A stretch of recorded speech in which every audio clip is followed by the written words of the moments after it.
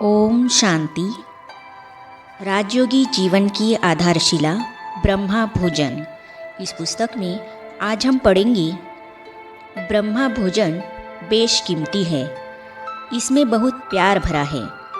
इस विषय पर ब्रह्मा कुमारी चक्रधारी दीदी दिल्ली अपने अनुभव इस प्रकार सुनाती हैं। तो चलिए आज हम इसे पढ़ते हैं। बाबा 11 बजे नाश्ता लेते थे, जैसे कोकी और पनीर। कभी पकवान और दाल ले लिया, कभी छोटी छोटी पूरी और जीरे वाले आलू ले लिए। ऐसे बाबा के नाश्ते की चीज़ें होती थी। बहुत हल्का नाश्ता होता था। पकवान है तो एक पकवान या 1.5 पकवान ले लिया। दोपहर के भोजन में कभी दाल हो गई, सूखी सब्जी हो गई, चावल थोड़ा सा, बस यही होता था। और दिन में फल ले लेते थे। साकार बाबा जब खाते थे तो शिव बाबा को भोग लगाते ही लगाते थे। उन्हें फल थोड़ा बड़ा बड़ा पसंद आता था। बाबा कहता था, बेहद का बाबा है ना, तो बेहद के बाप को भोग लगाऊंगा तो बेहद की चीज़ चाहिए। फल बड़ा बड़ा होता था और कटा हुआ बहुत साफ सुथरा होता था। हर कोई बाबा का फल नहीं काट सकता था। निश्चित होता था वह ही काटता था। बाबा का जो खाना बनाती थी उसको बाबा याद दिलाता था, बच्ची बाबा की याद में खाना बनाओ। कभी कभी हमें बता देता था कि छोटी ब्राह्मणी को कभी कभी थोड़ा गुस्सा आ जाता है। मैं उसका चेहरा देखता हूँ, आज गुस्सा है तो मैं कहता हूँ, बच्ची आज मैं आलू बनाऊँगा। बच्ची मैं इतने अच्छे आलू बनाता हूँ, इतने अच्छे आलू बना के बाबा को खिलाता हूँ। तुम लोगों को खिलाऊंगा तो अंगुली काट लोगे। इतने अच्छे मेरे आलू हैं। भोली दादी बाबा की ब्राह्मणी थी, वह भी भोजन बनाती थी।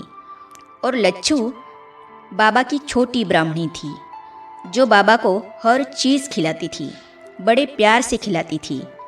बाबा को ज़्यादा मीठा नहीं देते थे, लेकिन कोई कोई मिठाई बनती थी तो कम से कम मीठा डाल के बाबा को टेस्ट ज़रूर कराते थे। छोटी सी डिब्बी में रख देते थे। बाबा बड़े प्यार से बच्चों का दिल रखते थे। बच्चे बड़े प्यार से लाए तो बाबा उसी प्यार से खाते थे। दीदी से प्रश्न पूछा, दीदी जब ब्रह्मा बाबा के तन में शिव बाबा होते तब, और जब ब्रह्मा बाबा भोजन करते तब, उस समय कुछ अंतर दिखता था? दीदी ने उत्तर दिया, मैं ऐसा समझती हूँ, जब बाबा खाना खा रहे हैं तो शिव बाबा उसमें बैठकर क्या करेगा? उसका काम है ज्ञान देना। ये तो नहीं कि स्नान करेगा तो बैठा रहेगा उसके तन में।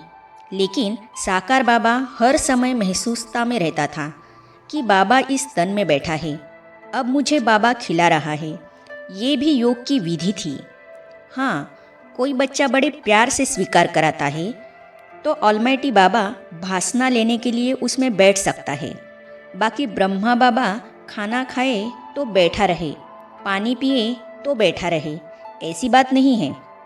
साकार बाबा का अपना अस्तित्व होता था। वो बाबा की याद में रहकर खाता भी था। अपना जो भी शरीर का कार्य है वो सब करता था। हर समय वह ऑलमाइटी नहीं बैठा रहता था। ऑलमाइटी बाबा का तो जाना और आना लगा रहता था, लेकिन हम लोगों ने इन चीज़ों को कभी नहीं देखा। अभी ऑलमाइटी बाबा आया, अभी गया, नहीं।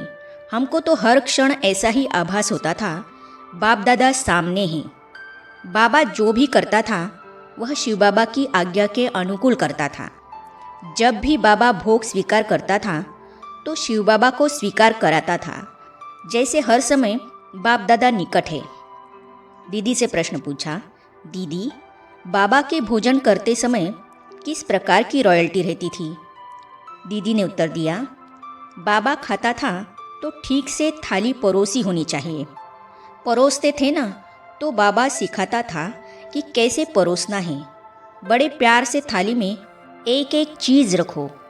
कड़छी से ऐसे वैसे न डालो, नहीं तो चावल फैल सकते हैं। सब्जी भी ठीक से पड़ी हुई हो, थाली साफ सुथरी लगे, रोटी भी साफ सुथरी हो, नरम नरम रोटी हो। थाली में इधर पानी उधर पानी घी जा रहा है, ऐसा नहीं। ना बाबा खाता था, ना बाबा किसी को ऐसा खिलाता था। बच्चों को बाबा अपने साथ ब्रह्मा भोजन कराता था, लेकिन बाबा को मीठा ज़्यादा नहीं खाना होता था, ज़्यादा घी तेल नहीं खाना होता था। इसीलिए बाबा का खाना अलग बनता था। लेकिन कई बारी बच्चों को भासना होती थी कि थोड़ा बाबा ही हमको खिलाए। तो बाबा कभी कभी अपनी थाली से गिट्टी तोड़कर सब्जी लगा के बड़े प्यार से बच्चों के मुख में खिलाता था, जैसे कि बच्चे को माँ बड़े प्यार से खिलाती है, ऐसे बाबा खिलाते थे। एक को देखकर फिर दूसरे की भी दिल होती थी कि मुझको भी खिलाए। हर एक बाबा के हाथ से खाने के लिए छोटा बच्चा बन जाता था। बाबा तो है ही प्रजापिता ब्रह्मा, कोई छोटा पिता थोड़ी ही है। शिव बाबा बड़े हैं तो प्रजापिता भी तो बड़ा पिता है। दोनों ने बच्चों की बहुत पालना की, लेकिन अपनी रॉयल्टी में रह करके। फल है तो जैसे मैंने कहा, बड़ा बड़ा फल हो, छिलका उसका ठीक से उतारा जाए, ऐसे नहीं मुंह से निकाल कर छिलके रखते जाए। हर चीज़ बड़ी सफाई से की जाती थी। बाबा सफ़ेद कपड़े पहनता था, सफ़ेद में कहीं दाग नहीं लगा हुआ होता था। बाबा का बहुत सुंदर रुमाल होता था। बाबा में रॉयल्टी बहुत थी। खड़ाऊ पहनता था। हम लोग खड़ाऊ पहनकर चलेंगे तो आवाज़ होगी। बाबा की कभी आवाज़ नहीं होती थी। कभी बातचीत होती थी तो हंसता भी था, लेकिन बाबा के हंसने की कभी हमने आवाज़ नहीं सुनी, न मम्मा की न बाबा की। बात हुई, हंसे, फिर बाबा शांत हो जाते थे। हम लोगों को हंसी कंट्रोल करने में समय लगता था। जैसे कहते हैं, कछुआ इंद्रियां खोलता भी है और समेट भी लेता है, ऐसे बाबा इंद्रियों को खोलना भी जानता था और समेटना भी। आगे दीदी से प्रश्न पूछा, बाबा इकोनॉमी कैसे कराते थे? दीदी ने जो उत्तर दिया उसे हम पढ़ेंगे अगली कड़ी में। तो ये जानने और पढ़ने के लिए इस चैनल को सब्सक्राइब करने के साथ ही साइड में जो बेल आइकॉन है उसे भी क्लिक कीजिए, ताकि आने वाली सभी वीडियो और अब तक की सारी वीडियो आप तक पहुंचती रहेगी। ओम शांति।